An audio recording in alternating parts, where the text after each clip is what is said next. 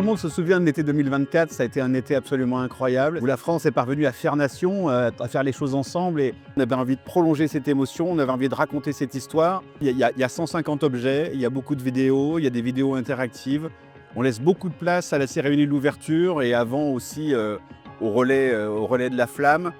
Il y a une vraie immersion qu'on a essayé de rendre possible autour de la vasque qui s'élevait tous les soirs dans le ciel de Paris. Et évidemment, il y a un hommage aux héros, à Léon Marchand, à Teddy Riner, à tous les champions olympiques français et aussi aux grands de ce monde.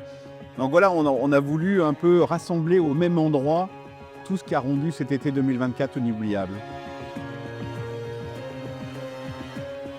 Par exemple, les chaussures là, du rugby à 7 et la première médaille française, c'était vraiment un peu ce qui a lancé les Jeux. Et aussi voilà, tout ce qui est tout le pan sur la cérémonie, quand on revoit voilà, les costumes de Gojira, le costume d'Aya Nakamura et tout, qui ont été quand même des moments phares dont on parle encore. Et c'est trop bien que le musée justement fasse une expo et qui dédie un peu voilà, ces murs aux Jeux Olympiques.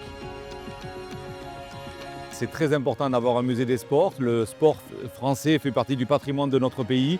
Aujourd'hui, il faut savoir le conserver, il faut savoir le montrer et faire partager ses émotions et tout simplement donner envie aux gens de faire du sport et ne pas oublier notre histoire et les grands champions qui ont performé sur les parquets, les terrains, les piscines et autres.